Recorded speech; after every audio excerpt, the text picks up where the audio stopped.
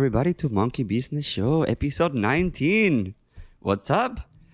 Well, Johan is not here today because he's like surprisingly coaching in the major. So we brought Kyle for reinforcements. And Mira, what's up? Hey. Lovely to meet you. Lovely to meet you too. I'm just here for comic relief. From comic relief. Okay, so who is going to be the serious person in this podcast? Kyle? Kyle's holding his serious face. Kyle looks like he slept an hour and a half in a bus stop. No, it's been No. it's been a long week, okay? I got a lot going on that will be revealed soon. Okay. And I finally found a place to live, which was like found a extra place to homework. live? I did. Okay. Did I show you yet? No. But maybe the whole bus stop is not really that far away from reality. There's always tent cities I could join, but for now, I'm just trying to find a. Yeah, I just need running water, honestly. Otherwise, outdoors would be fine. Yeah. Awesome. I mean, you showed me the place. Yeah? Yeah, don't show the stream, please. Give the address. Address specifically, mail, phone number. The place looks nice, but I was actually really surprised because Kyle, you live in LA now, and I did not expect the prices to be so terrifying. Outrageous. Yes. It's The place I'm staying now. Oh my god, my camera. This is gonna be your a camera running looks theme. exactly as rough as you. Right Whatever. This is I look better this way. So the guy. No, try to fix it, dude. Try to fix it. This is a serious podcast, with serious people. Oh my god. Okay, well, he's fixing it. I'm gonna tell you a story. So I used to work in movies, okay, and my English, as you can see, is a little bit broken. So when I say out of focus and out of focus sounds very similar. And I was in the middle of a take and I was like, guys, just do like out of focus. So the whole take on the movie was soft, out of focus, because they were like, I don't know why he wants this take out of focus. So the whole 3 minutes the actors were performing and we couldn't see anything after that. Yeah. Wait, and I only found out. What were you trying to say? What were you trying to say initially? I was trying to say the out of focus style is when you like zooming in and out and the camera is like finding you, because it was supposed to be like, imagine like a camera, POV. So the camera does and finds you. That's the effect that I was trying to recreate. And they went out of focus. Funny enough. I'm going to have to... Not funny, maybe. Sorry. That's a good story, but that's not your fault. Yeah. That's their fault. I mean, they should assume. Absolutely. Why would they want? Why would you want your movie to be out of focus? There's no possible justification for that. So, not your fault, my friend. Couple points off that. One, you actually did make movies. I never looked at your IMDb, but the guy I'm renting this house from was in movies too. He was in Grandma's Boy and a couple others. And I was like, oh, let me go look up JMR. I was like, damn, he actually made movies. Wait. Pause. Yep. You have an IMDb page? Is that what I heard? Wait. Yeah. I had no idea. That's actually very cool. I mean, I figured from the story you told, but I thought maybe... So it was I started. I'll films, tell you the story. No. So I'll state the story. I always wanted to make films for a living. When I was a kid. Okay, let's start the story from the beginning, and I'll go fast. When I was a kid, I was not a very happy kid. So I pretty much found refuge in films and books, a lot of books, sci-fi books and fantasy books. So since I was a kid, I was like, one day I will tell stories so other kids can find the happiness that I found. Like live adventures and visit places I never see, meet people that they will never see. And I thought like, well, whatever the cost is, I will do that. So I went in a straight trajectory. That's all I did on my life, studied for films. I went to film school in London, then Copenhagen, then I moved to Los Angeles 13 years ago to do my master's. And immediately out of my master's, my career took off. And I was working as a director of photography. I did like 5 films. I did commercials around the world for Subaru, and I did a lot of cool stuff. And then that was not making me very happy. So I said, okay, I need to make my own films. So I opened a production company, I fundraise, and I produce 8 feature films. I done 3 for Netflix, I done studio movies for MGM. I wrote 4 films for HBO, for Netflix, for MGM, and I never was happy doing it. I was very, very unhappy doing it. And the story gets darker because I felt so alone. And then Tony Scott, one of my favorite directors, killed himself, jumped out of a bridge. And I was finishing my movie and I was like, what am I doing here? I don't want to be here. Like people want to be me, they want my career, they want my life, and I am extremely unhappy. So I said, fuck it. And I messaged PPD on Twitter. And I said, I want to do a show with you guys. And that was Life of a Genius. And I've been on this side ever since. And did you always play Dota while you were I did play Dota. I logged. Yeah, I have like 8,000 hours, but I'm still like 30,000 MMR. I just never got good at this. You don't have to be. Yeah. Essentially, like, games are about having fun. I feel like in Dota, a lot of people forget. I still don't have that either. Fun and Dota, no. I play mini games when I want to have fun, you know?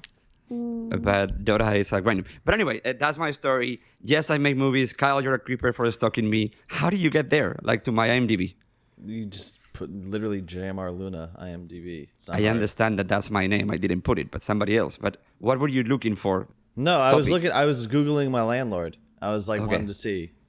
And just, I was just like, hey, I'll look up J2 because you gave me your real name because I listed you as a reference. So I put in your real name and searched it on IMDb. Okay. I searched myself too, but I couldn't. There was nothing there. Ephey, Mira, it's awesome finally meeting you. You and I have actually never met before. No. So this is one of those weird conversations that you have no idea who I am. But I spent hours and hours seeing both of you online and, big fan. So I'm super thrilled and nervous that you're here. I'll try to keep it cool. Oh. Yeah, of course. Oh my God. It's so weird for me to think that people watch me and are excited to talk to me. I think you're going to have to reframe that word. Like, people watch you a lot? Yeah. Your work. They watch your work. Yeah, you know what I mean. Like, because in my head, I just play Dota. Mm-hmm. And I can confirm that. Do you know what I mean? I just talk about Dota and I play Dota, and then I think I still haven't realized the scope of the audience that competitive Dota has. So at the end of the day, I just feel like kind of like an idiot sitting in her room playing games, but just to know that people can enjoy the work that I do on broadcast is really cool, actually. I was like, it's amazing. First, okay, here's the thing about paneling, okay? It's the secret. No one cares about the panel, all right? No one cares if you're right about a prediction or, oh, wow, what a cool board, okay? You're just filling. You're just paid to keep people from changing the channel. The goal is not to be smart about Dota. Like, look at the best show of all time is Inside the NBA, best sports show. And those guys spend 80% of the time talking and joking about each other and making digs. That's good. Yeah. Dota... We've all played enough Dota. I'm going to try to give a compliment. Go ahead. Sorry. No, just to add on to Kyle's point. That's true, Kyle, but the audience isn't just like singular, right? There's all different types of people who are watching for certain things. So what I learned is some people are watching for, heavy analysis, while others are watching to have like Jenkins make fun of somebody, right? And some people are watching just because they are a fan of a streamer who also happens to be a talent, et cetera, et cetera. So it's hard to nail kind of what everybody wants. So that's why there are just so many different kinds of people, I would say. And you kind of just got somebody for everybody. Yeah. Okay, so now I'm going to go back to say, as a compliment, it's amazing. You are amazing when you're on the panel. And I think that my favorite part of you is when you were in Dubai and you were very relaxed and you were laughing. And the knowledge and how relaxed you were, it was amazing. I remember texting Kyle, because obviously I don't know you, and say, hey, this is amazing, this version. How do we get more of this version? I really appreciate that. Thank you. To chime in on that, you can go first. No, you go ahead, Kyle. I was going to fluff Ephey because I agree. I think Ephey's fantastic. Unique kind of energy. Because I'm telling you, I think I told her for like 2 years, go do talent. Because this is the crazy thing. She's packaged differently, but she's more alike like Jenkins than anyone. Like she's one of us. I'm not sure that's a compliment. She's one of us. I see the compliment in there. Mira told me that she once went 3 days without a shower, just playing Dota and watching anime. And look at that. She's not denying it. She owns that. That's called Mondays, right? Mondays? I mean, yeah. Like I'm not gonna pretend that I'm not a degenerate. I did have my degenerate days. I feel like I'm more of a well-rounded adult now. But I mean, back in the day, how does that feel? That's a rough one. I don't know. I feel like internally I'm still kind of a kid, even though, I mean, I'm turning 27 in like 3 days, so I'm definitely not a kid, but it's hard for me to kind of come to terms with, you know, taxes and responsibilities and a career and thinking about my future, all of these things that, I mean, a few years ago, they seemed so far away because essentially all I did was play Dota all day. So that's pretty weird. But I mean, where were you guys a month ago when I needed an ego boost? Like, you guys are great. Thank you. I think it's amazing that you're talking about being an adult while you have like anime things around your pillow. It is just hitting the right spot. It is amazing. That's Pudge, by the way. I got that. I got that from I Ephey. didn't get to Yeah. Wait, I mean, I feel like I probably shouldn't stand up, but there. That's Pudge and that's Earth Spirit. Nice. Yeah.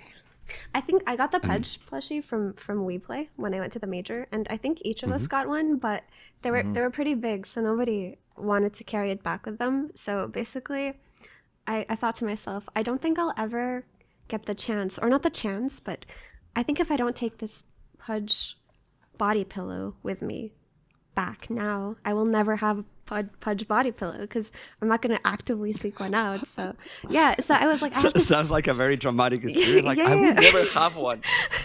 I will never seek one out either. So if I don't like work now and take this Pudge pillow back with me, I'll never have one. So I kind of just like carried it with me through the airport as my carry-on. I was just like holding it in the airplane and walking around, and I had a connection flight too, so it was just with me on a 3-hour layover, and everybody was staring at me really strangely, but I was just like walking through the airport with my Pudge pillow. I think you need a disclaimer that says, sorry, I play Dota, you know? Hard to explain. Yeah. Actually, the funny thing was, though, on the airplane back from the major, someone did see my Pudge pillow. One of the stewards, is that the correct word? Is that steward and stewardess, I believe. Okay, yeah. One of the stewards said, "Is that Pudge?" And I said, "Yes, it is." And he was like, "Wow, I haven't played Dota in 5 years, but I used to play that guy a lot." And I was like, "Whew, I made the right decision." A person that played Dota and stopped playing Dota and hasn't played in 5 years. I wonder how that feels. I wouldn't know. This game's got its little claws in me. But I actually related to you a lot, Jamar, when you were talking about how when you were a kid and you grew up and your escape from things was just like reading books and diving into fantasy worlds and things like that. I had a very similar experience with books, but also games. So because I grew up in Jordan, and it was like less than ideal environment, I would say, especially because I had spent a couple of years in America and I had become slightly westernized, and then to be put back in the Arab world where everything is different, and I suddenly feel like nothing about it is what I learned in the past couple of years was kind of difficult for me. So I ended up just playing games all day and reading Harry Potter and just, watching anime and doing all of these things. But essentially, when I found Dota, that became my distraction from reality. And since the day that I found it up until now, and it's probably been around 12 years, it has not stopped being my distraction. So Dota fucking owns. What is your timeline? How old were you when you moved to America? I moved to America when I was, I don't know exactly, but I went for kindergarten. I don't remember the ages, but I came back to Jordan around 3rd grade, so I was there for 2-3 years. And it was at a point in my life where that's why my English is actually so good, just because I was so young when I went there, and it was a really vital stage in the whole language learning. But when I came back, it just felt really different. I don't think I was old enough to have my life significantly influenced, but I was still old enough to realize that I'm in an environment that I like less. So I just kind of ended up just doing other things that don't involve like people around me or real things, right? And I mean, gaming is still a huge part of my life, and it still does the same thing, I think. So I relate to that a lot. When I was a kid, my parents divorced, and I know that now divorces are very common. But when my parents divorced, I was the only kid in my whole neighborhood, on my whole school, whose parents were divorced. I was like the black sheep, like the shame of a neighborhood. In Spain, we're still very Catholic and Christian. And I was very weird. I know you can't tell from this, but I was very weird growing up And yeah, I never felt that I fit it Don't in. worry. I guess most You're of still our weird, Jay, but we love Yeah, you. I'm weirdly, but now I'm in LA, so it's like everybody's weird here. No one cares. People are definitely weird.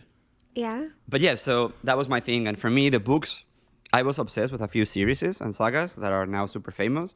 I read The Witcher very, very early. Andrzej Sapkowski, the book, was translated into Spanish, and I was obsessed with The Witcher. I read like Game of Thrones very, very early as well. Oh. And I met George Martin at a sci-fi convention, I think when I was 17. And we actually pen pal for years where he was writing it. And he will write me back, actually, emails and things like that. And the last email that I had from him was, hey, my book is getting optioned by HBO. I think this time it's going to happen. I have that email No way. from him. Yeah, No Could you way. ask him? Could you ask him That's so to cool. like get to work on book 6? I haven't spoken since that day. It's been 10 fucking years. Like, I know. okay. That's And then I also got obsessed with, obviously, Harry Potter. Obsessed. Harry Potter, I read them in Spanish, I read them in English. And it's like, obviously, like, as an 11-year-old that is not very happy with his life. And suddenly somebody comes and tells you, hey, by the way, you know why your life sucks? Because you don't belong here. Because you're a wizard, Harry. Okay, Yeah. perfect. Now take me to this magical world where I can be. Yes, please, that, you know? Because I didn't want to be in Spain. I was agree. done with that. I agree Damn. entirely.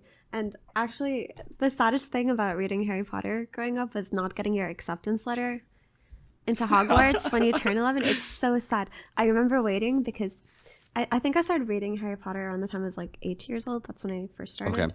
And I remember counting down the years because I thought it was reality almost. Like I understood that I was reading a book and it was most likely not true, but it still felt so true to me. Like all the characters and the scenarios that were described. So when I turned 11, I was like, it's my time now. And it just never came. And I waited and I waited. And I waited, and I never got my acceptance letter into Hogwarts. So I actually remember me and my siblings.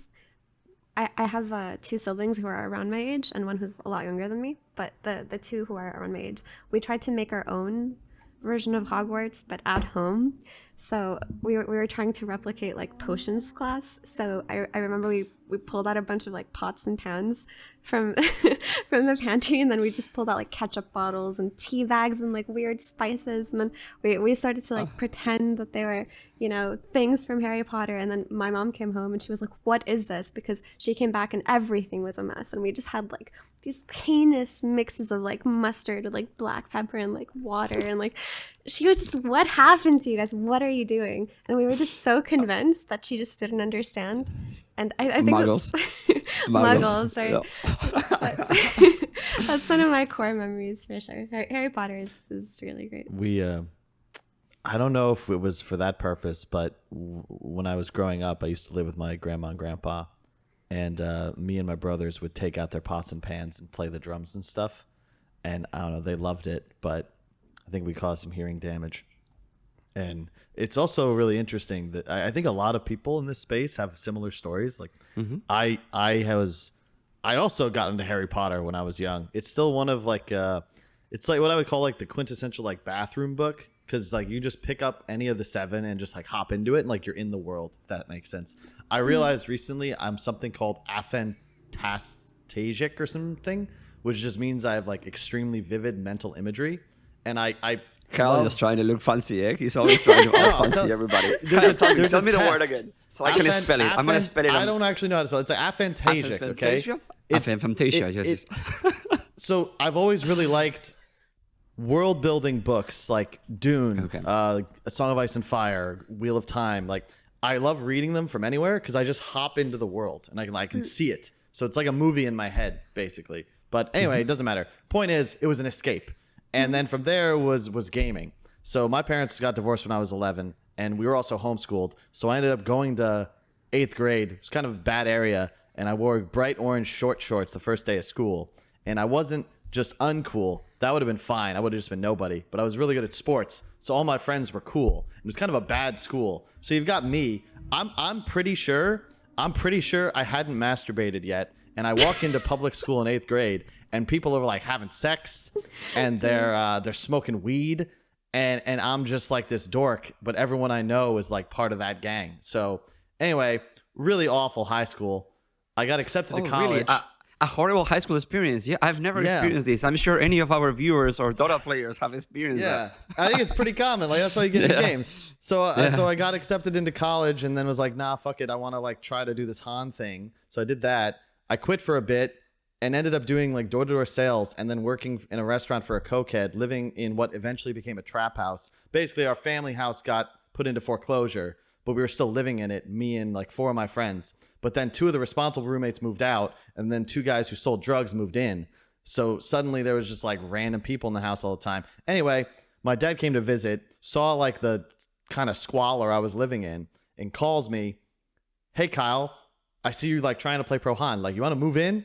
He drove to Jersey, picked me up, and flew back, and we went back. And a week later, the house got raided by the cops, and everybody got arrested. So it's pretty good.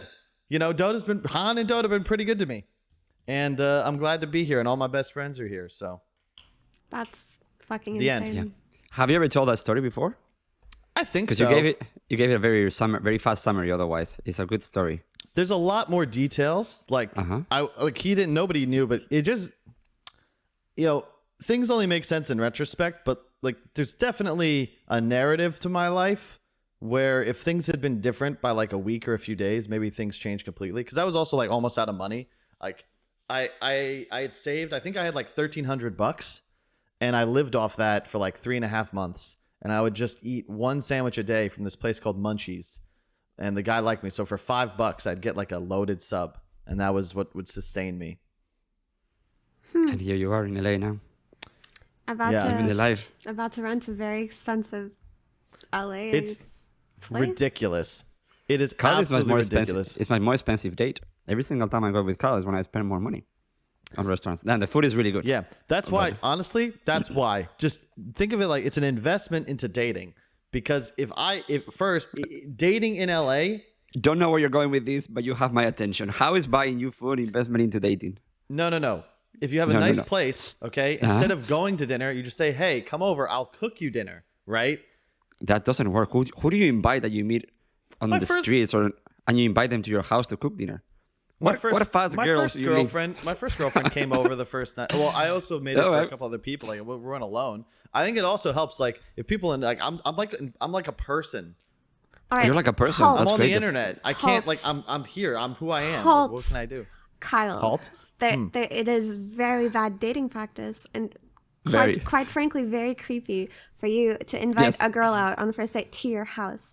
You guys should meet in public for her own well-being and her own like sense of safety. Because if I, for example, let's say I hit up a new city and then I got on a dating app and some guy I match with just goes, hey, come over to my house and I'll cook you dinner. I would unmatch so fast. Because the right thing to say is like, hey, do you want to go get coffee or something? And then we see each other in daytime, in public. Let me rephrase. Where like I make sure he's not some axe murderer, Kyle. I don't lead with that. Obviously, even for my safety, I meet people in public first, okay? A couple of times it's been at my house, but that was after like extended communication. All right. Most of the time, you meet at like a bar or coffee. I'm just trying to explain that the dating economics in LA are crazy.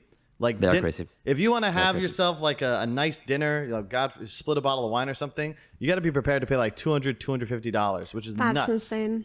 And like that's a big investment into some stranger, right?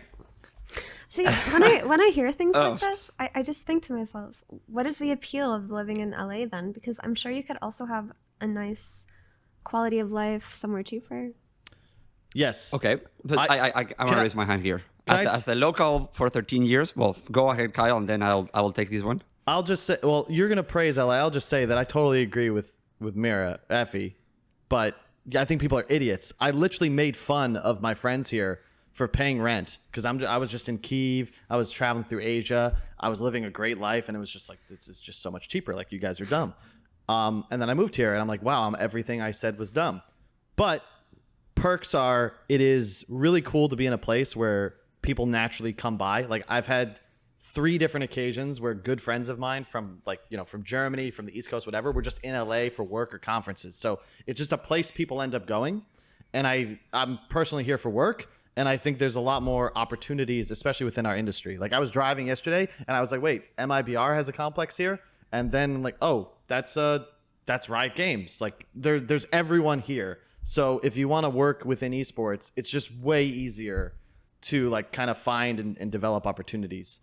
Plus, I just like esport people better, and I think I vibe best with people who kind of grasp this. It's a huge hobby, and you just don't find that many other places in the world. If I went to live in like Kansas, there's nobody I could hang out with in real life that would actually understand my background. Like, think about how we all read Harry Potter and were miserable as teenagers, right? Where do we all end up?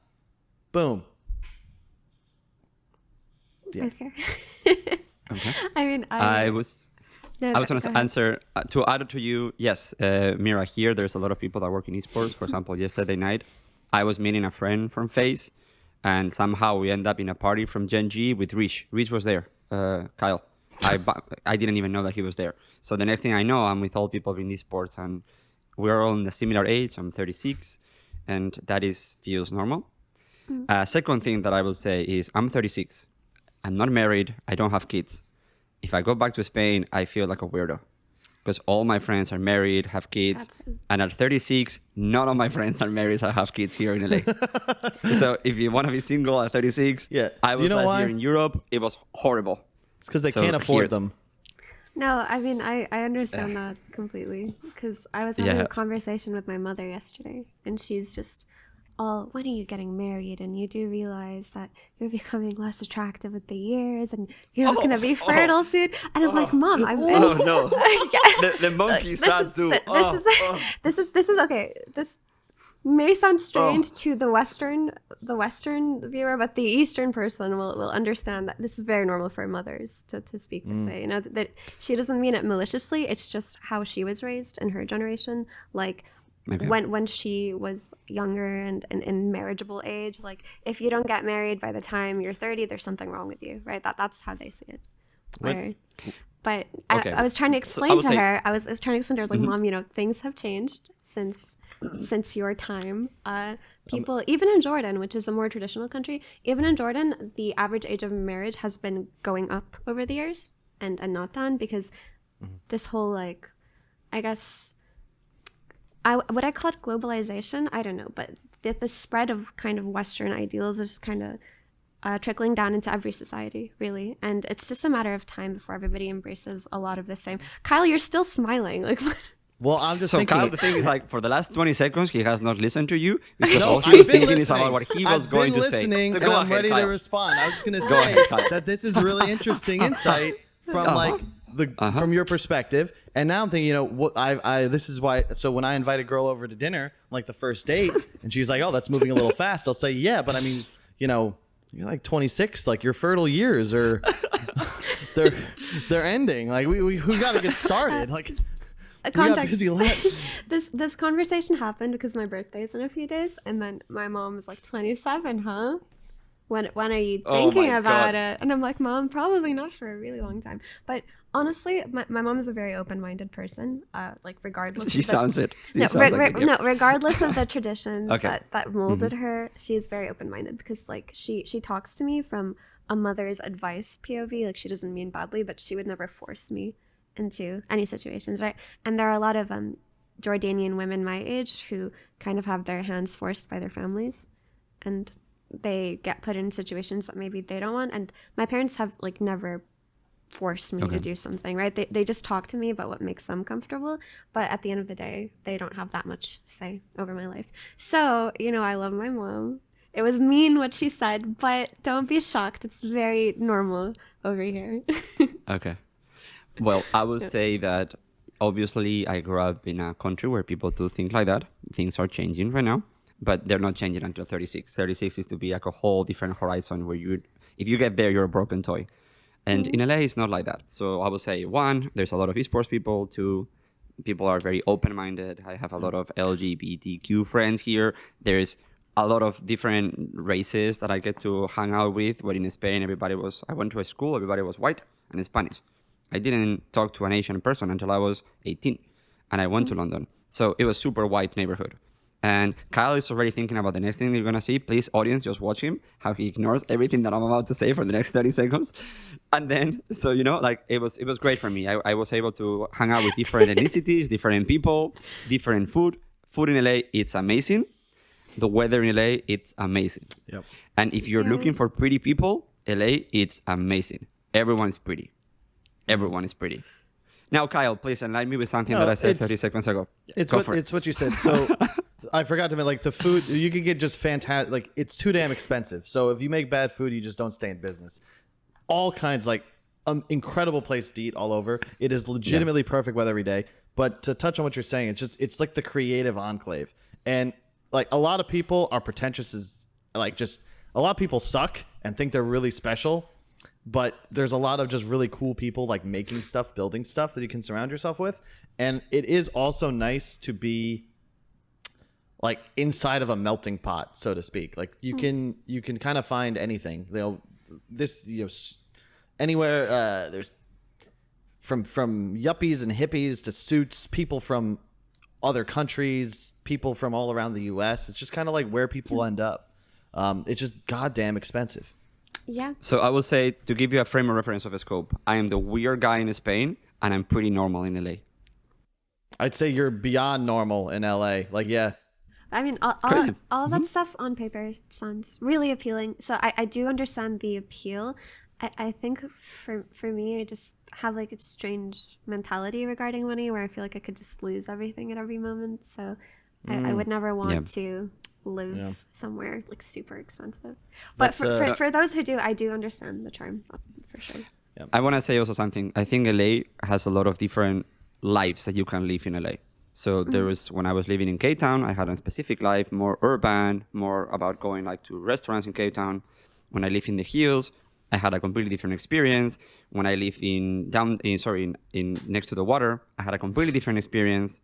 And I think that when Kyle came into LA this time in December, I said, look, I'm going to show you my life in LA. Because my life in LA is very different than the one that he experienced with BTS, Charlie, Goats, and these guys. And it's always next to the water, always eating fish next to the water instead of the Korean barbecue, we eat fish all the time. And I love that life. So, yes, I don't want to live in LA. I want to live by the water in LA. That's where true. I can wear with flip-flops and go to the sun and be in the beach. And that's when it gets very expensive. But that's very, very expensive. Very expensive, you know? Have you two gone to the beach together? Of course. Yeah, we hold hands sometimes. No, I went with a friend, there's like 4 Charlies, but I went with a friend of mine, the Scottish Charlie, to just like sit at the beach at sunset and like drink sake and shoot the shit. And it was just great. Like you just park and like there you are. You're looking at the ocean. I've always loved it because it always like, just peaceful. In a perfect world, I'm going to need to make fortunes. Unfortunately, I didn't win a TI, but I'd really love to be able to see the ocean from wherever it is that I live. Not quite there yet, but one day. Yeah. And every single time Kyle and I meet, I keep warning him that he needs to wear comfortable shoes because I am very prompt to hikes, 3-hour hikes. So the other day we went out for dinner with our friend Rayon at night in Venice, and I was like, oh, let's go for a walk.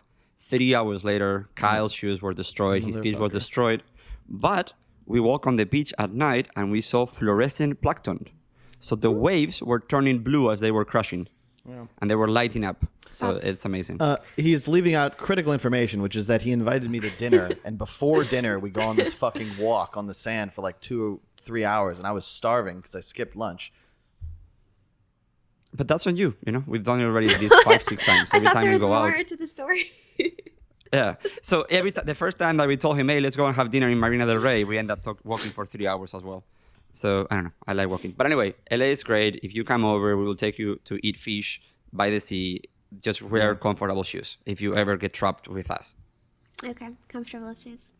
That can be arranged. But no, you guys just described something really charming. I guess that's the dream for a lot of people, right? That's why everyone wants to move to LA and just be part of that insanity. So yeah, I mean, for visiting, I would love to. For a living, I feel like I'm kind of a little bit too pragmatic in that sense. I think it's the way that I was raised, like every dollar counts and all of that.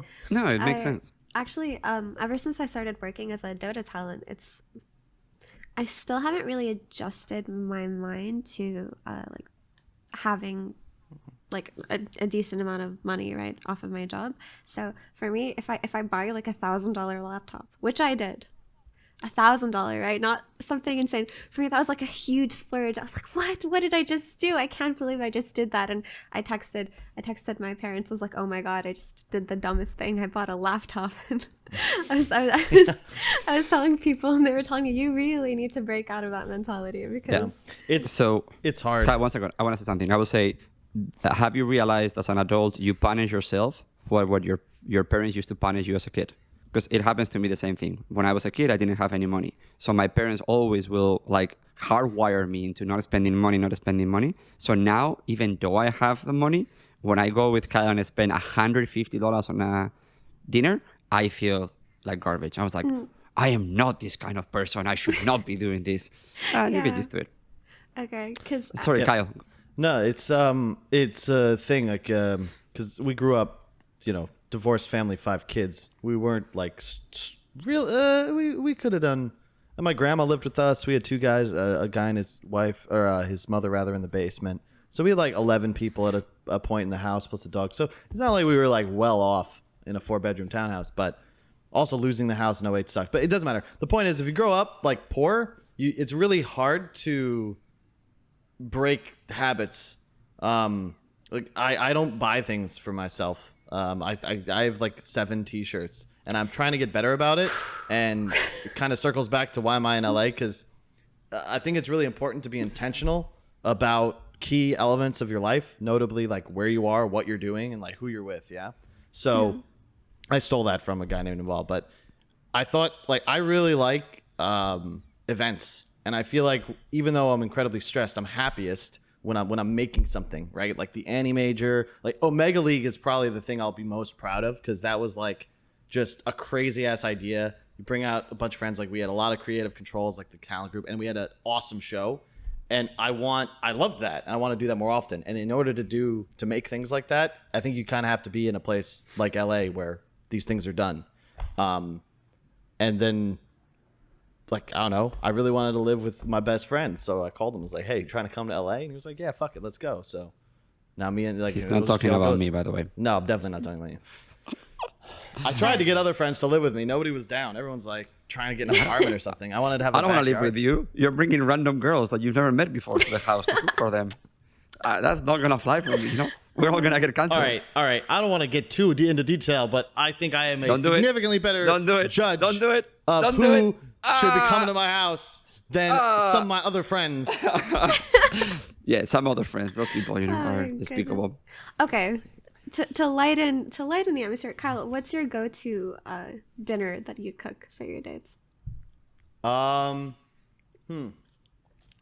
Really, it's like one of two. There's something. All I have is jokes. All I have is inappropriate jokes right now. The go-to. Let me guess. Is easy. Can I guess? Yeah, go for it. Steak or pasta? It is steak and asparagus with some like garlic and rosemary red potatoes. And the secret is my stepmom's salad, which we have nicknamed internally in the household girlfriend salad, because the idea is you make this salad for somebody and they're gonna be your girlfriend. It's like it's love potion, like Harry Potter style. It's really that good. should tell you all you need to know about American cuisine. Yeah, American cuisine is so bad that the girlfriend salad is the only thing you have to do. So the plan is you get a random girl, bring her home, make her salad, boom, that's it. Done deal. I mean, sounds like LA. The other meal is breakfast. That's like just Spanish omelet, and you make some like toast. Spanish omelet, that's pretty advanced. Well, Spanish omelet is just an omelet that a Spanish person makes. That's it. It's just for him it would be a Floridian. Every guy that, well, this isn't true of all men, but most men that I talk to, or all the ones that I've met who say that they can cook and talk about how good they are at cooking, turns out they only make 2 things, which are steak and pasta. Inevitably. This is what is so annoying about Chef Josh, because he is actually incredibly, he's tall, attractive, We're incredibly not kind. bringing Josh. We're not bringing Josh. I'm banning Josh. John is not moving to LA. I'm not going to go with him. He's already here. No. Josh is a good-looking, tall, has perfect skin, and is a great cook. I'm not going out with him. No, So this is not annoying. going to happen. So annoying. He's not going to stand next to me when I walk on the street. Yeah. No. Josh, I think is Josh is actually his cousin. Josh is I've met Josh before, but I think he's actually one of the nicest people that I've met in esports. Because I when I first met Kyle, actually, it was during the Boston Major, and I was just attending as a spectator, and I kind of just went by myself because the person who was going to go with me didn't want to go anymore, so I was like, whatever, you know. And then I was friends with David Moo, who at the time was Kyle's teammate, and David was like, hey, you should hang out with us. So I met the whole Complexity crew, which was Kyle and Josh and his family, and it was actually I'm so sorry. it was actually one of my favorite esports memories, because Complexity had such a family atmosphere to them, and there literally was family. Like, I was hanging out with Kyle and his parents, and Josh, who's your cousin, right? Cousin? So it made me feel very at home in a sense, because in Jordan, it's very normal to go out with a friend and suddenly like there are 5 cousins and their like aunt shows up. Do you know what I mean? And they just like hang out in the living room, and you're like, oh, you're just saying hi to all their family members. So for me, it was just a very fond memory. And Josh is very nice. This is where the tangent came from. That was a really cool event. It was actually the first time. So both our parents and his parents are divorced. It was the first time in like 10 years all 4 had been together. And obviously, like, I'm one of 5. He's one of 5. They're also cousins. So we had a point, and Moo's parents were there too. So it was like Moo's mom and dad, my mom and dad, Josh's mom and dad. Then we had, I think, a couple of sisters, a couple of friends. We adopted Mira. There's a couple other people we adopted. It was fun. It was a good time. That's also why I love LANs. LANs are probably my happy place, because it's just you go from life as an adult can be pretty lonely at times, and life at an event in a game you've played for like 10 years is never lonely, and it's always a blast. I never sleep enough. Dubai, when we did that last LAN, I think I slept for like 3 hours because I would work the whole day but not want to give up social time. So that's social time was like 11 p.m. to 6 a.m. No, 6 a.m. is an understatement. Damn, he was like texting people at 8 a.m. like breakfast ?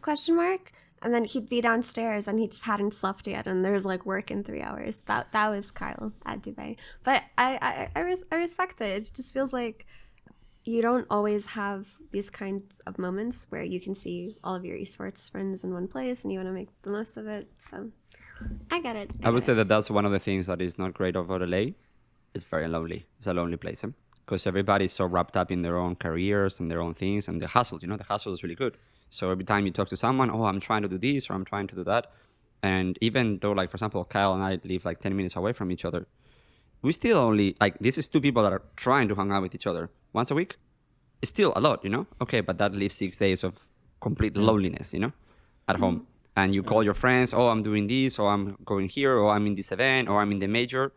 And then that's why, it's a little bit rough. LA is a little bit lonely because everybody's too wrapped up. The same reason why they don't invest in personal relationships or family or having healthy relationships, because everybody's just wrapped up in their own thing. Yep. But I mean, part of that lifestyle, I think, is very disenchanting. Is that the correct word? I think so. But it is really important to focus on yourself, and when you're at the peak of your career, to hustle, as you say. But I think the environment that LA encourages, which is every man for himself and the grind comes before all things, puts you in a situation where maybe 10 years go by just like that, and you look back and you say, wait, where are my close friends? Where are my personal relationships? Like, did I meet people that I can confidently say will still be there 20 years from now? So I think that's one of the things that's very scary, not just about LA, but growing up in particular, especially if you're a gamer. You kind of realize that maybe you've spent a lot of your life not really focusing on your personal relationships, and all of a sudden you're grown up.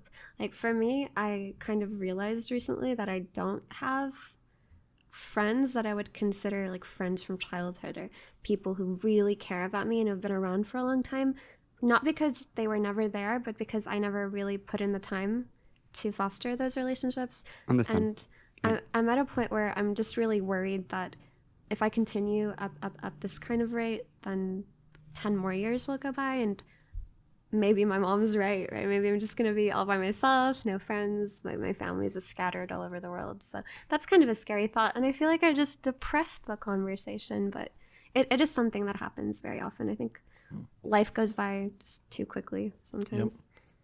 Yep. There's that's the key thing, to be very intense. You got to I read something once that you'd be lucky to make 5 good friends in your entire life, and I used to think that was like, there's no way, that's sad. But now I realize, no, that's pretty accurate. And there's a good line: money circulates, but time is spent. And I think that the older you get, the more you become aware of how you don't have enough time. Yeah. You don't ever have enough time, so you've got to be more intentional about who you're spending time with. And I would just like kind of flit around, and I'm still kind of trying to do the same. I think there's a, life is your tea and your cookie. Life is just the now, okay? It's what you're doing, right? Like, how do you spend your time? Where are you? Who are you with? Like, what are you doing? Are you passionate about these things? Because if not, it is actually like kind of up to you. And I reject, and obviously there's a lot of different, people are born into very different circumstances. Not everybody has the same options. But ultimately, life is up to you. You are dealt a hand, and you try to make the best of it. And I think that as an individual, the sooner you take responsibility for your own life, the better. Like, Okay. And there's another great line, Montague: constant cheerfulness is the surest source of wisdom, surest sign of wisdom. And I really like that. And I've really tried to find ways to make myself happy and content. There's another great line by Naval: if you're so smart, why aren't you happy? And I fucking love that. And I say it to myself in the morning to remind myself not to be like, Okay. just don't be dumb. Life is to be lived, Go to the gym, Kyle. Drink vegetables and shit. Okay, Yeah. my turn. I'm going to go completely the opposite direction. So I think right now, Mira, you're going through something called quarter life crisis, okay? It happens to all of us. When you're thinking, shit, I have to optimize my life. Look at the things that I don't have. Look at the things that I don't have, and why don't I have them? I think I'm past that. There's a lot of things that I don't have, but there's a lot of things that I do have. Okay? Because I do have an incredible career. I do have these, and I do have those things. But I have those things because I put my time on those things. Yes, I might not have friends. I might not have all those things. But when I was making movies, I didn't want friends, and I didn't want to spend that time. So now I cannot regret at 36 saying, oh shit, I wish I have done that, because I'm only the person that I am right now because of the choices that I made in the past. So now what I do think is, hey, I want those things now. Therefore, I'm going to start investing more time on those things. I moved to LA. Now I hang out with this guy, and I have some of the most authentic laughs and fun that I had. And one of the things that I like about Kyle is there's nothing he wants from me, and there's nothing that I want from them. There is no transaction relationship here, even though we're going to announce that he's coming to the podcast in Stockholm. But as a friend, more like anything, because I think that when I was in the movie industry, the worst part was that everybody wanted something from me, or I wanted something from everybody. So you mentioned something that I wanted to reflect on it. So when I was not working and I just came to LA, I had a lot of friends and a lot of buddies and a lot of people that I hang out with. Okay? Because misery needs company. And when we were all together, it was a very fun struggle. But the moment that I went to the next level, all those people now became people that wanted something from me, or they felt that I didn't deserve that, or that they just were like, okay, well, if he got it, then how do I climb from him? Unfortunately, I lost my whole group of friends. And then you make a new group of friends. And those people are the people that are actually making movies. You immediately relate to them. You immediately make friends with them. The problem is that all of those people are just as focused at work as you are. So you only see them when you make movies, which is your LAN, okay? When you don't not in LAN, everybody up for themselves. So you go back to your home and you're lonely as fuck again. But now you don't have this bottom level of friends because they're not there anymore. And then you get to a point of, I think is the last point. The last point is when you feel comfortable with yourself, you are in a position of safety where now you feel like, okay, I can spend that money. I can have that because my career is already stable enough. Or if it's not stable enough, it's like, I'm going to be fine. Because I changed 3 times jobs last year, but every single time I changed job, I was going up and up and up, Like Kyle can do anything he puts his mind to it. I told him all the time, he cannot do everything at once, but he can put his mind on anything. He wanted to play as a captain, he plays as a captain. He wanted to be a caster, he made it. He wanted to produce events, he made it. Now he's working on other things. When he announced them, it will be great, he's done it. So that is, I think, that the point where you get comfortable with yourself, where you don't feel guilty anymore. And now, I think, in my opinion, you have a chance to make other, hopefully, more lasting friendships. But now we're working on it, you know? Like, but again, I this is my hope, but I have to believe this bullshit because otherwise I'm very lonely at 36. So I hope that my best days are ahead of me, you know? Sorry, this entire time I've been trying to breathe, but not too loudly because my allergies are kicking me in the ass. So I'm like, is it obvious that I can't breathe? I thought you were moved by my story, and it was just I was- resonating with you in a deep and emotional way. You're No, a producer, I- not an actor. I was listening very intently. I think quarter life crisis is actually kind of on the nose. I am in a place in my life right now where it's like, okay, how do I optimize myself? Right? How do I become a better version of myself? Do I become healthier? Do I focus on my career? But also outside of wanting to build the best possible life for myself, it's more so that I still don't understand. I don't know how philosophical we're gonna get, but I think I still don't understand who I am, like deep down. So when I look around, and I talked about how it's hard for me to think about the future a little bit earlier. It is hard for me because I know that there's no future that I can envision for myself that I would still want a year from now. Because I think as a person, I've never really been in a place where I was just able to tell myself, okay, this is what I want, and this is what I prioritize, and this is what matters, because my environment was so rapidly changing in the last 10 years of my life. I was jumping from thing to thing, external circumstances within my family, within my personal life. I was just going from strange place to strange place, and I never really kind of understood like what Mira would build for herself, because Mira is still kind of confused, if that makes sense. So right now It happens to everybody. yeah, I'm It's just totally fine. looking at my priorities. I want to at least know what they are and where they lie in terms of how am I going to move forward in my life. So something Kyle and I did actually a lot of talking around TI, just about how we both kind of felt like outsiders for a lot of our life, and we were just always in search for our people or places where we feel comfortable. And I think I'm just starting to realize that maybe just having a healthy social environment, or just relationships with people that don't involve transactional things, as you mentioned, is something that I really need for the sake of my own mental health. Because even now, the place that I am, which is within Dota, I can't help but feel a lot of my interactions still do feel quite transactional. I also feel like a lot of people who have talked to me recently don't necessarily really want to talk to me because they want to be friends, but maybe they think I can do something for them, or vice versa. And it's just always been a question of how can I authentically express myself if the people around me aren't really authentic in their intentions towards me, right?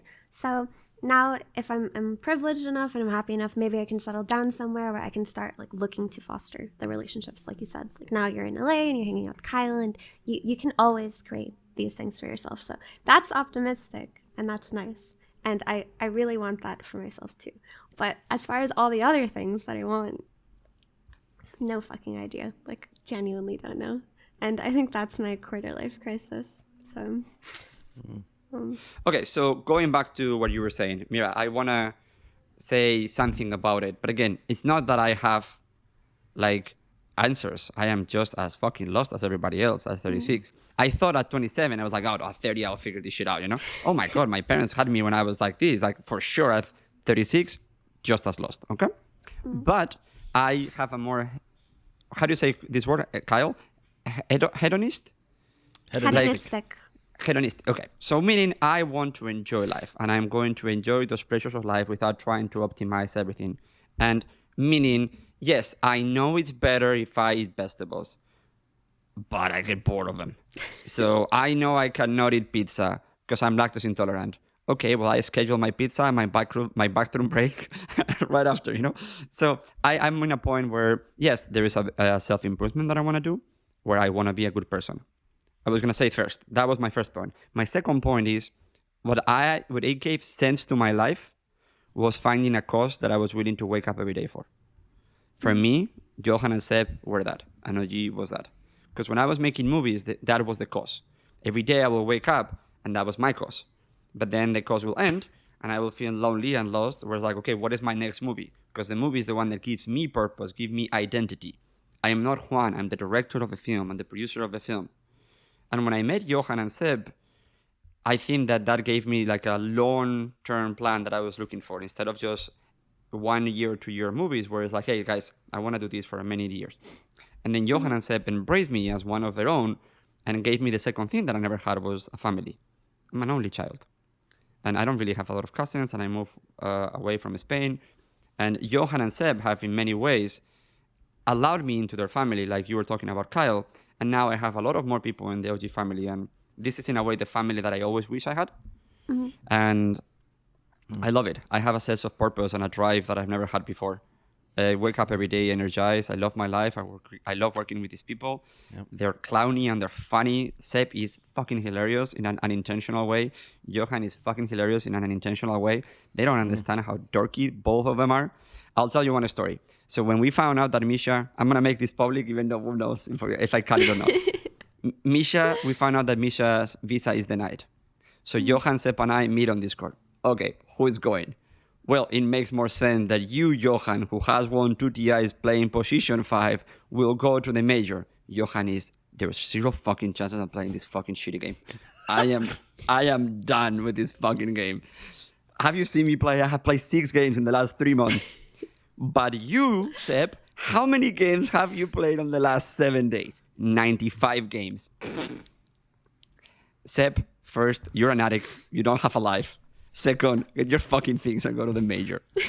And that's how it was decided who was going to go to the major. That's great. Honestly, but just a little sidetrack, but I just really respect that about Seb, even after being so decorated within his career. He just loves Dota so much that he still plays like a degenerate. Because I think a lot of people will reach that phase where, you know what, I've done enough. It's time to just hang out. But, I mean, he's just so committed to Dota, and that's really cool. I love how you use the word committed and I use the word addiction. Mm-hmm. Yeah, it goes hand in hand, eh? Commitment and addiction. A little bit. I think, honestly, as gamers, our reward system, like, we fucked that up really early on in our lives. Yeah. Yep. So it does make sense for this to be where you get. Did you know that Seb, before he played Dota, he was a competitive R&B dancer and breakout dancers in Lebanon? He competed and he's like the Lebanon champion. He used to have mirrors in his wall. So the same level of commitment and passion that he put in Dota. Before that, he put it on hip hop. That makes sense. No fucking I remember, way. man. So he doesn't know how to do anything else. Well, competitive, like hip hop, I think is the right word. But yeah. He was champions of Lebanon of hip hop. And then he found something else where he can just throw himself, which is Dota. And now, even though he's done, he says, okay, I wake up in the morning. Now what do? It's like that meme, from like Pablo Escobar, just sitting down. 3 hours later, well, maybe I should play a Dota game. Next thing we know is he's there online the whole day. Sorry, what are you going to say, Kyle? No, I remember vividly Manila Major after party was legendary. But I just remember Seb, because we were dancing. Seb showed up at a point. He just had moves. It's like, damn. He did this thing where he was shuffling and floating all this, and I was like, holy shit. It's incredible. What is this? But now it makes sense. You know what? Yeah. Seriously, I don't want to fucking hear people, or my parents in particular, saying Dota players are just nerds, because there have been so many interesting people within this community that I've heard about, the things that they've done before Dota, the things that they've done after Dota, the things that they do while they play Dota. We've got people from all walks of life. We have a 2-time TI winning competitive breakdancer. That is really funny. I think it's going to require me to say hip-hop dancing. Dude, hip-hop breaks dance. Sorry. I don't want to be misrepresented. But still, Slacks was this close to being like a PhD neuroscientist. And look at him. Crazy person. But I agree with you. We have incredible people here. And Johan is now, it's not that he's done with Dota and he doesn't have to prove. It's just, I think that he was mentally exhausted. But I think he was mentally exhausted a year and a half before he stopped playing. When I was living with him, I could see the light leaving his eyes slowly the last year.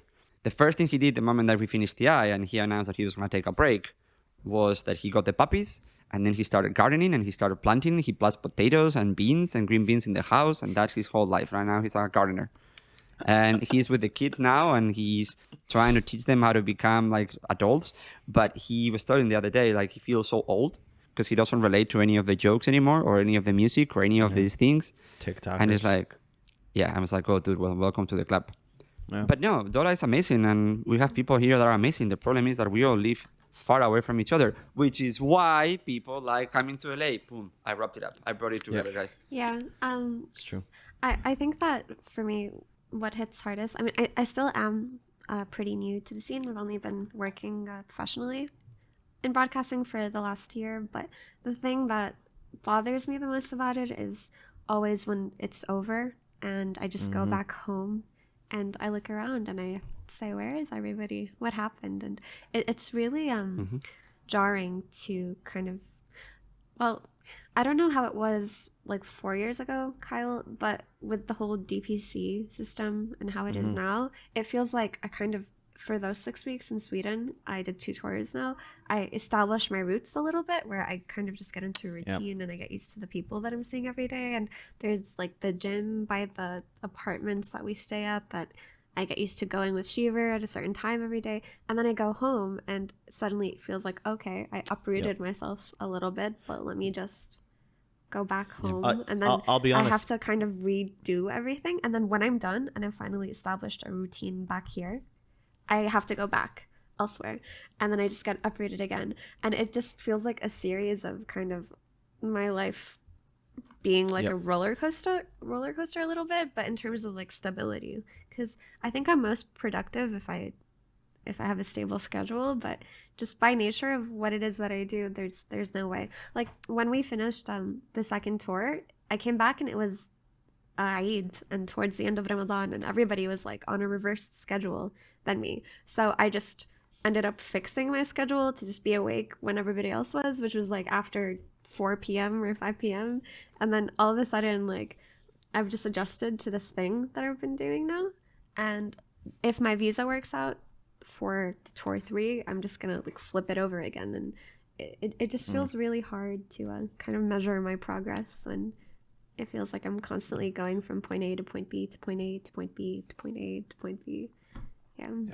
I don't know if there's an optimization for that. I just think that is your life. And, That it's actually one of, I think, the downsides of the DPC. Like, obviously, if you're a talent, you're working. Must be the only downside, right? Because I loved DPCs. It was different. So like when I fell in love with the talent lifestyle was like, you know, like I kicked from Complexity. I just went into it. I was like, fuck it. Like, I'll just see how this works out. I left all my stuff at my mom's house and just started traveling. And that was a really cool lifestyle because we had like these 20 lands per year, if not more. So it was more like traveling with a band that changed. Like it was being on tour. So Formula One. DPC is like you're building a fake life and then you're ripped away from it. And the previous was like more of it was like being on tour, and you'd see different players, different teams, different talents, what have you. But it was just a really cool lifestyle because it felt like more traveling. But it was exhausting, eh? It was fucking exhausting. When you were like, I haven't been home in 3 months because I went to 2 lands and all that, and all you remember, I remember just airplanes, like shampoos from little bottles, you know? Like that was my life. And see, I loved it. I love traveling. That's why I got into this in the first place. And that was the first time I was like, hey, I'm actually getting to travel and like explore the world and enjoy it. And I'd stay in places, you know, ESL, PGL, we play, like they're flying me around the world. I'm abusing these free flights to like just go where I want. I crashed on couches. Like I got to be a guest in other people's lives, which I find really interesting. You know, but for how long, Kyle? How long can you like maintain that before you're like broken at that point? Because I think that you're saying something it's so awesome. You know, everybody of our viewers right now will be like, wait, I get paid to travel and go to Dota lands for 300 days a year. That's amazing. Yes, the first 2 years. Then you're like, I love it, man. Warp your reality. The only reason it stopped was the pandemic. And in some ways, I'm pretty like, obviously, again, like I'm not gonna claim like I had some like hard life. Like I got really lucky in a lot of ways. I was able to be in Kyiv and found a bunch of opportunities throughout a pandemic that basically shut down this entire industry. With that said, I loved my life and it just stopped. So I definitely had some pretty dark times in 2020 specifically because I didn't really know who I was or what I wanted. And my previous lifestyle was very fun and it allowed me to sort of delay all of those big thoughts. I didn't really have to pick a place to live. I could just spend a week, 2 weeks is perfect anywhere. You're going to have plenty of stuff to do. And I'm still in that process of like, turning 30 soon. I still don't really know who I am either, honestly. Like, that's why me and Mira have always had many late night conversations about these sorts of topics because it's just it's like a process of discovery that like you just feel like you'll never figure out. Like I don't know because there's different versions of yourself, right? There's sometimes like the Kyle who just wants to fuck off and play video games and just hide from the world for a day. There's another that's just trying to hit up a rave every weekend. There's another that like wants to date. There's another that prefers isolation. There's another that wants to travel, and another part of you that like wants to put down roots. And it's just, you can't ever get everything that you want, obviously. So you have to figure out what you want most. And that's really hard. So I want to say something, but I understand that that's what you say you wanted.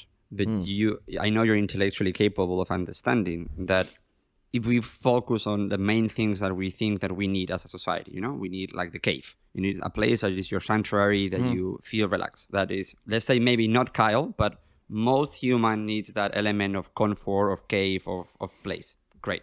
Second things, most people need a routine and they thrive in routines.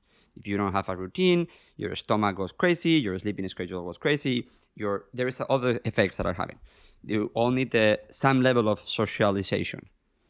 Those things, I remember we were traveling all year. And I was not traveling with Dota, but I was traveling with commercials and films. I couldn't have a girlfriend or maintain a girlfriend. Or if I had a girlfriend, I would never see her. I could not have pets. That was the hardest thing for me, not have pets. It was horrible because I always wanted a pet. And now I have cats and now they live with my ex-girlfriend because I can't take care of them, because I'm also traveling. So yes, it was super fun, but I don't think that life was fully conducive to long-lasting sustainability or happiness. I agree. Does that make sense? No, I absolutely agree. I think Kyle is just like there are different types of people. Obviously, we're all different, and I think Kyle just thrives off of that fleeting nature of just being like going from couch to couch and just meeting all kinds of people. He's always been that kind of person, but I'm more so along the lines of what you said. I really like being at home. Like, sure, it's nice to travel from time to time, but I like having my own space. I like entering a room and just being like, this is my bed. This is where I sleep. This is where I'm comfortable. This is my happy place. These are where my books are.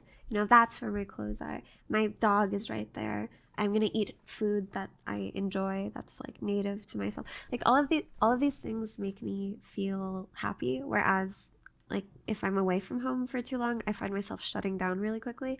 And I think the burnout that you talked about happens with people after maybe 2 years has already happened to me. I think in the middle of season 1, I was like, crying every night because I missed my dog so much. And I would like FaceTime my sister, like, please, can I talk to her and see my dog? And then she would just like put her in. She'd have her. Pets are tricky, eh? You can't talk to them on the phone. And her stupid little face would be like looking around trying to decipher. And I like to think that she recognized my voice, but I realized that she probably didn't because the phone distorts it. But it's just really hard for me. So for myself personally, I just don't know how long I could like have this kind of lifestyle, which is it's where a lot of the anxiety comes from of, okay, what comes next? Because I know that I also have to take care of my mental health, and being away from home for so long is not good for my mental health. But at the same time, it's like, okay, maybe I should just establish a home elsewhere, somewhere that's like more easily accessible, right in the middle of everything, that kind of thing. LA is way too, we've talked about it. I know, but that's how exactly what you're describing is why people end up here. Maybe at least North Americans, because you have a place where you get to be with people that are like you. You have a place that at least you're always coming home to LA and you have these things. So is completely like crazy the price. LA is a crazy place, but a lot of things that you describe, I think that is what Kyle, for example, is trying to build right now in LA, and what I've tried to build and maybe failed doing it in the past. It's exactly that. Yep. And that, to echo, what Mira just elaborated on is like definitely something I was feeling, but also somewhat ignoring, because I'm definitely addicted to not like the traditional romance, but like the romance of traveling, of experiencing new places. I think there's a magic that I found the first couple of trips I took when I was still a teenager, and like, you know, that was like my first real escape. You know, it wasn't Harry Potter World or Hogwarts. It was Singapore and then Sweden. I was like, wow, life is incredible. And there's nothing more magical than like, you know, sharing, shooting the shit with a friend at like a hotel or airport bar. I love, because you have this once in a lifetime opportunity. You know, your life trajectory somehow in the soup of the universe have put you at the same place to share a beer for like 45 minutes. So it's like, I don't know what this person's going to tell me, but it's like my only opportunity. This is incredible. I love it. And last thing, that's part of why I'm spending way too much money on a house, because I think my happiest days. Home, eh? Yeah, like when I think of when I was happiest, right, is when I had that freedom to adopt people. Like we took over the Boston Major. We were rolling like 20 deep. Okay, same went for this DC land. We were literally 20 deep. The after party was at the Airbnb that my family stayed at. It was actually super cool. That's also when my family fell in love with No Tail, because he brought beer, he took his shoes off when he walked in, introduced himself to my parents, thanked everybody when he left, and in general was just super nice and like a sweet guy. There were some other players who showed up, kept their shoes on, fucked off, never talked to anybody. It was also just, we had Nahaz playing Mafia with this guy, Blake Martinez, led the NFL in tackles, just shows up at the party. I remember the Green Bay. Yeah. Green Bay. It was just a really, really cool time. Anyway, I want to be able to replicate that. I want my house to be like the family house. I want, you know, if Mira or my cousins or my brothers or my parents or friends are in the area, maybe they crash on the couch, or maybe they at least just stop by. Maybe this is like the place where you just know you can come, like hang out and enjoy yourself.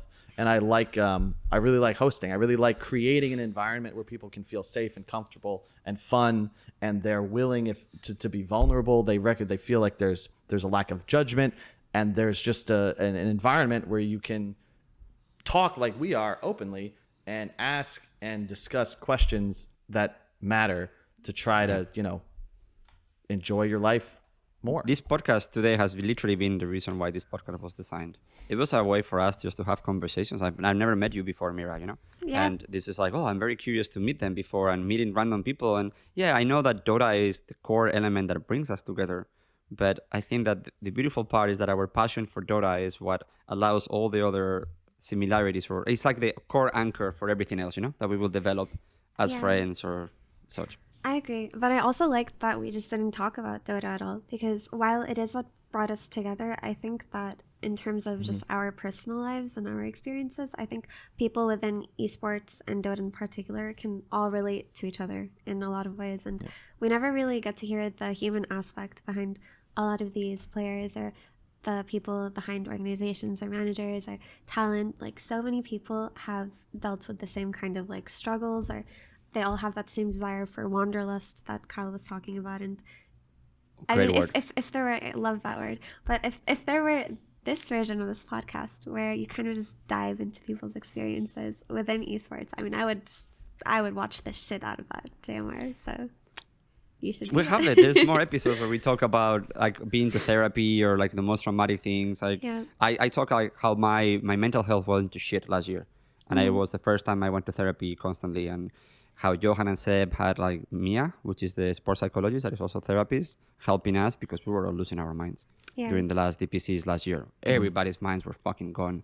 After being there in a room with each other for a year, Tobias didn't see his wife, Mawar, and he didn't see for 7 months Rina, his baby. And he was there just tanking it like a fucking champ, you know? And it's not like people think therapy is, oh, you're crazy. No, therapy is like, hey, there is something that I either don't know how to deal with, or I need help dealing with, or I just simply need to talk to someone that can give me either like the self-esteem that I need, or help me work through those issues. And I recommend it to everybody. We do it with all the players. All the players in OG have like these sessions with the sports psychologist. But yeah, like fuck, everybody is just dealing with this, this shit pie sometimes that is life, and it's great things and there's bad things. So fuck it, just ask for help, when you need it. But I think that's so important that a lot of organizations and teams have been embracing the therapy aspect, like in conjunction with esports, because it is so mentally taxing to be in the industry, whether it is as a player or as a talent or as an owner of a team, as a manager. Anyone involved within this just goes through these kind of struggles that they probably can't relate to with the people who are around in their daily lives, right? That's why they all become so attached to each other when they meet each other at events and all of that. But there's just so much aspects to it that really do build up over time, and they don't just build up, they build up to the point where they actually can create complexes within you, can create deep-rooted insecurities or self-esteem issues, or maybe can create adverse reactions that will affect you like later on in your life in certain situations. So to deal with it beforehand is really important. Like, I think for me personally, I'm still struggling really hard with just how much feedback there is all the time. I feel like I can't say anything without like 10 people commenting on the way that I said it. Mira, it will destroy you. You exactly. can't read it. I don't read it. That's one of the ways that I deal with it. Good. I just kind of confine myself to spaces where like I'm more comfortable. But even then, just these things, and depending on your personality type, they can really like lead you to a point where it could ruin your career, right? Like if I ever get to a breaking point where I feel like I can't deal with the feedback online, then I could just stop working, and then maybe I would have missed out on like a better life, or maybe an incredible career opportunity that would have come later and things like that. So for players in particular, I think a lot of them are young, a lot of them are cocky, right? And they come into the game, I'm so good. They come with that massive confidence, and then they suffer a few losses. Why aren't they doing as well as they thought they would? And just to go from that state of I'm on top of the world to am I actually shit can be so shocking to people, especially the ones who are like OG age right now, especially people like Amar. So it's really important to get on top of that while you can, because I do think that player psychology plays like a largely underestimated role in how players perform. And I think the OG magic in the past has always come from their approach to Dota, their approach to each other. And not a lot of teams have been able to do that, mostly because I guess talk a lot like about it. Yeah. We try not to talk about the secret sauce, even though we give it away enough in True Sight and all that. But I would say that what you perceive as overconfidence, my opinion, is overcompensating. They are scared shitless. Their buttholes are tight as fuck. They're just super scared, and that because if you already know that, you don't need to project that. Look at people that already know, Johan, Seb, and I don't know if you saw the interview that Seb said to give today after the game. He was saying, oh, so now that you are the 2TI champion and you're capturing the team, they're playing with you. And he's like, honestly, I'm trying to stay quiet because I don't know this team. I don't know how they play. And I'm trying to figure out how not to make them play my Dota. Just how do they play? How do I try my best to play their Dota? And I think we spoke with just Seb, and I said, look, Seb, this is a mini game. This is not you trying to figure out how to get these 5 players to play your Dota in 5 days. This is a mini game, You get to play this mini game where you will have an impact on these guys' lives for the rest of their life. Right. So you have a chance right now to teach Amar, BCM, Yuragi, and Taiga how you play and how you talk to people, And that's why it's just really important to focus on the psychological aspect, because the ego is such a fragile thing. Like no matter how confident you are or the things that you've been through in your life, it's just a matter of, did you have a bad day? What went on that day? Like the smallest thing that cannot affect you on one day can just totally break you the next day. So to be able to kind of build those shields, or just build that kind of authentic type of confidence where you're not constantly projecting it outwards, I think is probably the most important thing that you can do for younger players and just people in general. And I mean, so many, not to criticize on a very general tangent, but I think a lot of parenting failures created a lot of like the way that our generation approaches the world right now, because it was more so you always have to be 1, 2, 3, 4, 5. I mean, especially in the East. And if you aren't these things, you're not good enough. And then suddenly you go through your entire life overcompensating. Did I do this well enough? Wait, this isn't enough to impress. And then you think you're better than you actually are, and then it can all just pop one day. So it's the great irony is that life is very single player, and you need you cannot fake how you feel. And if you're happy and satisfied, like it shines from you, like happiness comes first. And because of that, all the things you traditionally associate with happiness come afterwards. Like it's very weird. Like I know if I'm in a bad place, like I'm less interesting and kind, and I'm a different person because I don't feel good like about myself. If I feel good about myself, it's much easier to like be kind even. Like you can see. That's why you can tell like a genuine smile, right? Because it kind of shines out of you. And if you're faking it, it's obvious. But that's why people are so attracted to that, right? The people with the sparkling eyes and that liveliness in their smile, like everyone's crowding around them all the time. And it's because of what Kyle just described. It's authentic and it shows. And it's something that a lot of people lack for themselves. Like, I often find that the things that we lack within ourselves, we will try to find in the people around us, and vice versa. I was going to share with you guys the message with Seb. So I talked to Seb right after the games today. And I get criticism all the time, and people are saying to me like, oh my God, you're always blowing smoke up Seb's ass, You're in love with this guy. He's like, yes, I have a massive crush on all of them, because they're all special for different reasons, Seb, Johan, Misha, and Taiga are probably the guys that I know the most, and they're all of them incredible for different reasons.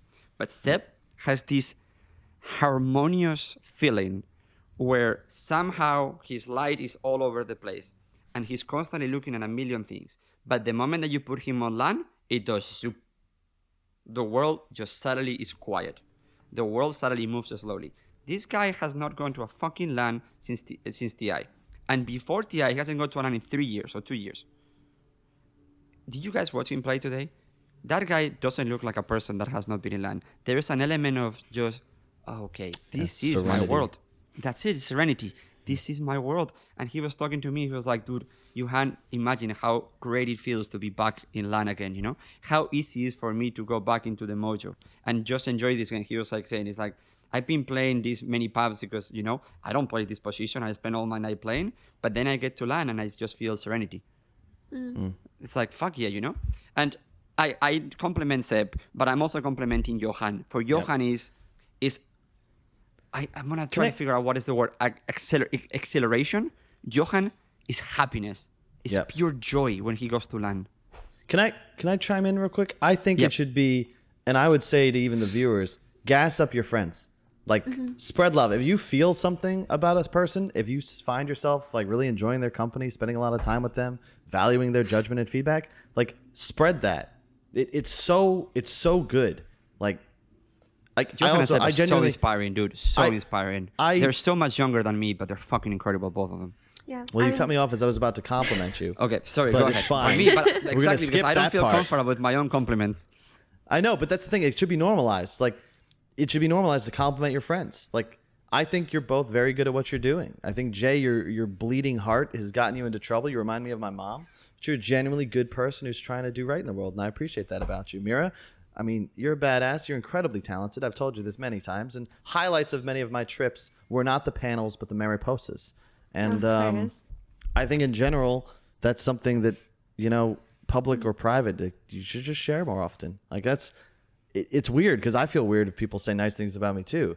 But like, it still means something, and like you remember it. And I vividly remember a couple of times where people said like really nice things to me. And like, shit, I'll use the best compliment I ever got. 11 years ago, I'll never forget, one of my cousin's girlfriends told me, Kyle, I love you because you make me feel like I can achieve anything. When I talk to you, I feel like I can achieve anything. I've never forgot that. And I also try to hold myself to like this version, if that makes sense. So like, I don't really think I'm this person a lot of the time, but like this person did, and I can't let them down. And that's who I want to be. Dude, So there's this theory that if people see you as a hero, you will become the hero for them. You know, if they're looking at there in their eyes, if they treat you like shit, then you will become shit, you know? So in a way, everybody wants to, like, that's why for us it's positive reinforcements all the time, you know? I need to treat you like you are the hero already and you will become the hero. If I treat you like, oh, you're shit, you're not good enough, or you look at this and all that, how do you say, well, really, I'm going to prove you wrong? That's a wrong way of playing and a wrong way of living, you know? You're not supposed to prove anybody wrong. Fuck all of them. You know? Are you happy becoming that person? There's nobody to prove wrong. Like we're all dust. You know, none of this really matters. Just do what matters to you and try to be the best version of yourself. So there's a guy from the president of Barstools that every single time somebody wrongs him, he puts a champagne bottle in his house and he writes the name of the person that wronged him and waits until he gets them back or they fail in life to pop the champagne and go into social media and drink it. Not sure how healthy it is, but it's fucking hilarious. There's a bunch of... That's some badass energy. But no, I do think, I just want to highlight that I think that people genuinely do not compliment each other enough, and I feel like it's because they're just so concerned with how they may be perceived. Like, will I seem creepy if I compliment my friend who's female? Is she gonna think that I'm into her? If I compliment my male friend, is they think I want something? But it's really important to do it because, like Kyle said, the best compliment that he got was 11 years ago, and he still remembers it. And it still had an impact on him. And you don't know what kind of better compliments for you, Kyle. Sorry, Mira, I interrupted you. But you don't know what kind of influence you're going to have, not just on somebody's day, but maybe their next upcoming years with the words that you choose to say to them. Yeah. Because sometimes, like, I remember this isn't necessarily the same as a compliment, but it's more so just a random act from a stranger. But I was having a really, really, really, really horrible night one night, and then this was when I was in America for college. And then I went to IHOP. I was having like pancakes at 2 a.m. and I was just crying in a corner, looking at my phone. The waiter comes up and he just says, "You seem like a genuinely good person. You shouldn't cry." And then when I was on my way out, I wanted to pay the bill, he said that he had already taken care of it. And that's probably one of the moments that I'm still going to remember 40 years from now, 50 years from now. And as bad as my night was, instead of going home and kind of sobbing more and being pathetic, I decided because of this stranger, I'm just going to get my shit together and just try to fix the problem that I was dealing with at the time.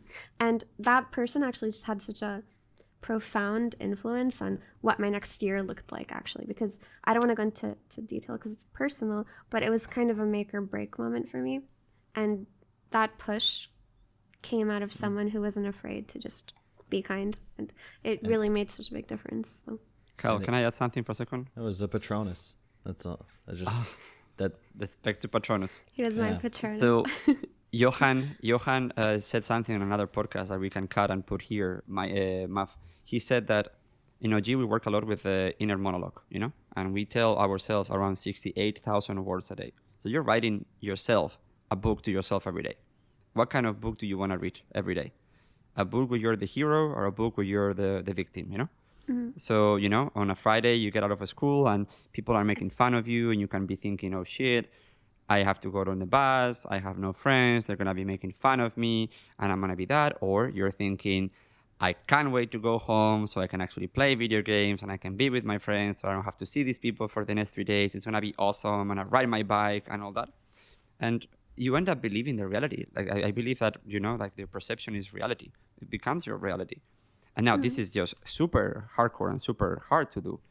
But I think that we have all created our own reality. Now, the good thing about Kyle is going to point out, what he pointed out at the beginning is that even though I believe all these things, in my dating life, somehow I applied 0 of them. that I applied all of them in my working life. I applied all of them when I'm trying to help people with my psychology with people. On my dating life, I'm a fucking moron. Yeah. And yes, I know it's easier to preach than to actually do. But I would say that for me, the key moment was living with Johan.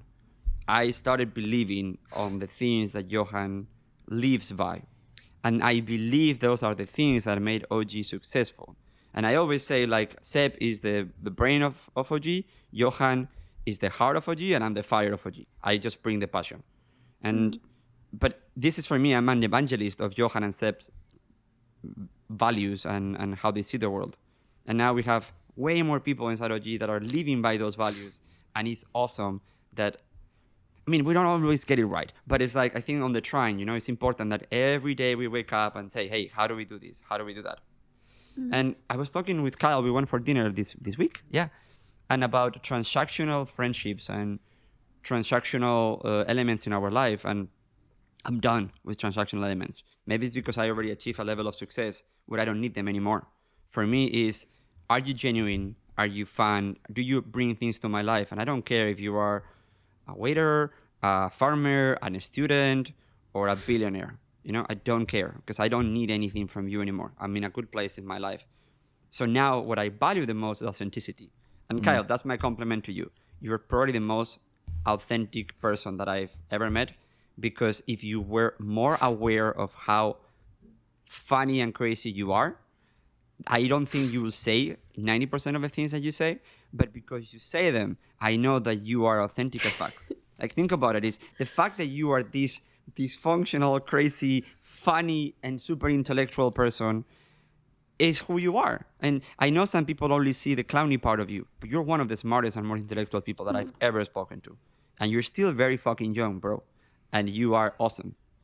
And I'm sure Mira, that is here, and I never met her before, agrees with all of this. I agree entirely. And it's time to toot Kyle's horn. But really, Kyle is probably the most misunderstood person within Dota, because he's honestly, like you said, the most authentic person I've met, but also the most genuinely kind, and just the one who would always go out of his way for other people. And the reason why Kyle and I get along so well is just, I feel like we can have the kind of conversations that other people think are just really weird, or I can say things to him where like I could look back on with somebody else and just be like, how the fuck could I say that, and why did he not react that way? But Kyle kind of just absorbs it all with absolutely no judgment and like bounces off of it. And it just feels like he is the type of person who, if he says something, he means it as well. So if he tells you that he's going to be in your life, then he's going to be in your life, right? And I think people like that are just so rare to come by, that when you do come by them, you have to like cherish them, which is why probably I put in a lot of, I'm a very bad socializer, right? It's hard for me to keep in touch with people just because of my bad habits. When I was a teenager, how I'd kind of just like all in on playing games on the weekend and ignore my friends' text messages. It became a really, really shitty habit that I'm aware of. But I will always go out of my way to regularly talk to Kyle, because he matters to me, and I would be very sad if he were to just like stop talking to me as well. And there are very few people in the world who can solicit that kind of response, I think. So Kyle, how are you feeling? You're a great person. Everyone loves you. The people who matter love you.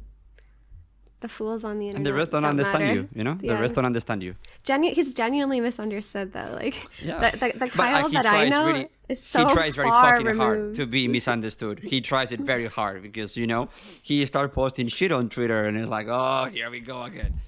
You know? Yeah, I genuinely think I think it's hilarious. I But feel like Kyle does these things with the knowledge that it's gonna provoke people, and sometimes he's even mean half the things he says. I still don't understand why he does it, but like when I've defended Kyle so much in the last year to people, and they're just like, but isn't it horrible when he says that?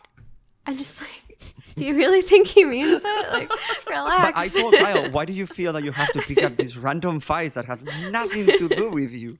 Just stay quiet. Stay quiet. I just go on social media to say good things about you and about people, and bad things about Alliance and EG. The rest is fine, you know? Just say good things about it. But you're picking fights with everybody, you know? At least. And people... You know what? I have a theory, Mira, that I have to put my profile photo has to be a photo with Kyle holding hands. Because every single time I make fun of him, he thinks that we have real beef. I posted the other day, Kyle, why don't you go and put a stack together so you can get shit on the NA qualifiers, the PPD famous tweet. And everybody's like, yeah, fuck Kyle. What a fucking asshole. I'm like, okay, miss the point by a fucking mile. You know? But yeah, but that's the thing, though. That's what I mean by misunderstood. Like, there's so much noise online. Like, people... It makes me laugh when I look through Reddit or something, or just Twitter, and people talk about Kyle like he's a genuinely bad person. It's like, how can you be so far off the mark? Probably because you suck at presenting yourself publicly, Kyle. But one's presentation of themselves doesn't necessarily define like their values and who they are. And I don't think Kyle's ever brought his values into Dota, but people are like so keen on jumping and like, yeah, you suck, Pepe spit. It's just that's what I mean by like it's very mentally taxing. I think Kyle's very good at dealing with it, much better than I would be, but it's still mentally taxing. Like it does add up, and I don't think people realize how much their words can add up and really affect somebody.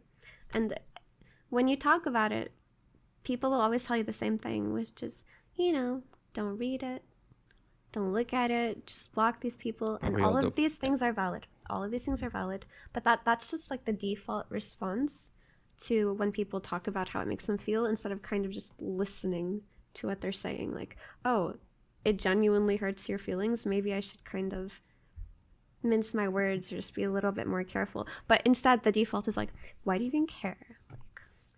That's your So now problem. it's my turn to turn into you, Mira. Okay. Kyle has been telling me about you for a very long time, about how wonderful you are, about how the part that we've seen on the stream is still a very small part of who you are, and how you're a superstar. I think during this podcast, I got to see a little bit more. Yes, because I think it's always hard, because exactly what you said. I don't know how comfortable I feel complimenting specific traits before it gets either weird or it's misunderstood. But I think that you're the perfect package to become a superstar in the world of Dota and in the world of many other games that you can do. Because you're very pretty, you're very, very funny, you're very smart, you're very eloquent, and you're actually a true gamer. And if your peers want to work with you and respect working with you, that is at the end of the day the seal of approval, Because they want to work with you and they come around and they talk good about you, but they don't have to. You're not even there, And he spends the whole lunch selling me on you.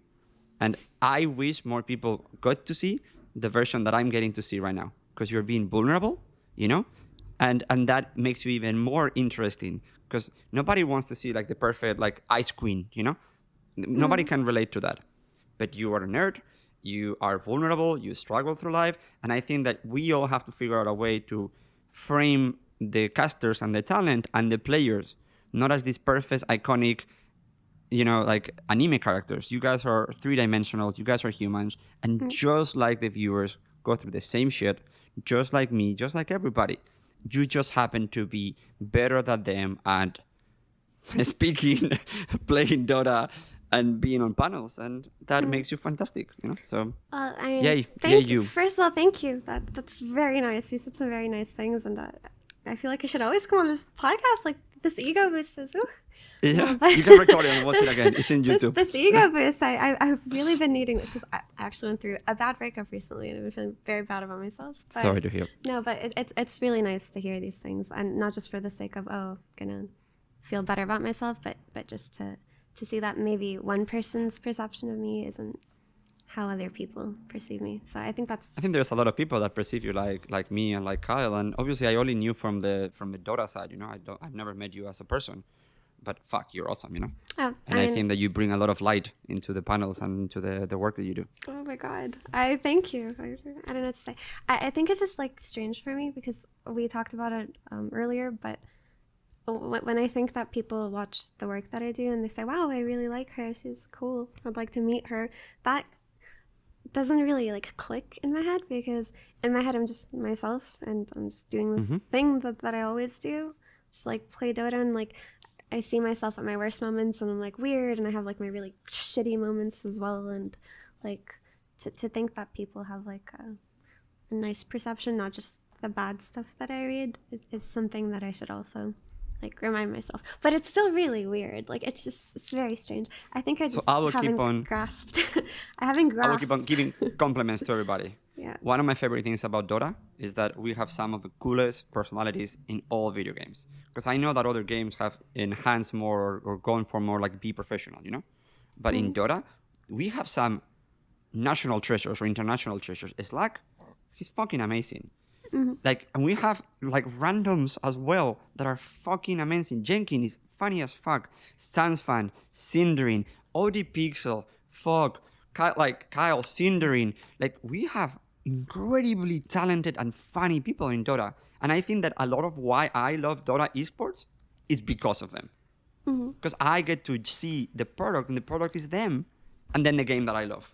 If it was just the game that I love, for me, it wouldn't work. It wouldn't work.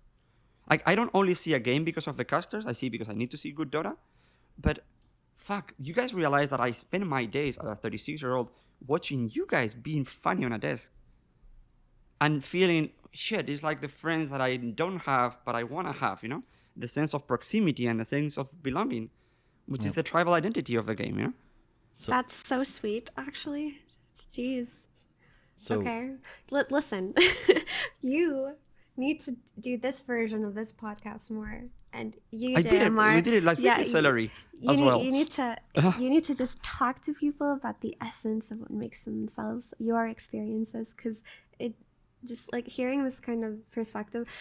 I feel like I'm rambling a little bit, but I just feel like I've been so focused on the Dota part of this job since the DPC started, that I forgot that there's just like this incredible human aspect that I haven't seen in a long time. And you just like reminded me of it, JMR, and it just, now I'm having like this weird kind of thought of, wow, I'm just really glad to do what I do.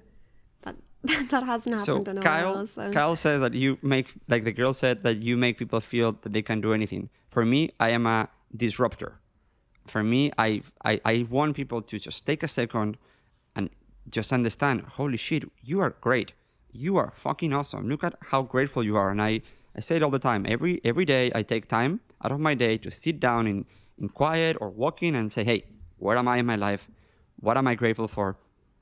Again, I'm not giving the OG sauce, but we do this every day. What am I grateful for? Everybody stops what they're doing and say, what are they grateful for? Where are you in the world right now?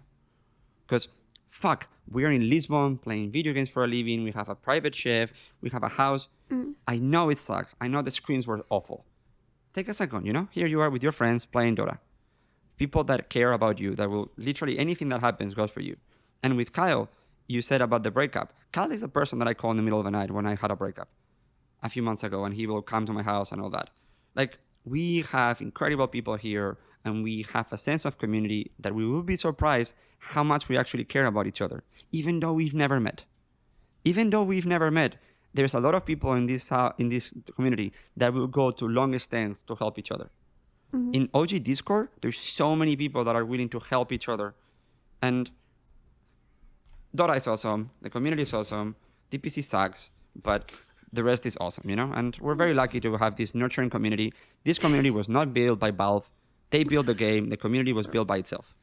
And it's been incredible. That was fucking wholesome. And I'm glad I came on today. I feel like that was pleasant. I feel really kind of like bubbly right now. Me too. You guys did some really nice things. I appreciate it. Yeah. And the secret sauce, I've built a few Dota broadcasts. If you ensure that the environment off camera is comfortable and welcoming, and that the people involved are going to have good vibes in the green room and like want to be there, then the on-camera broadcast is also going to be great.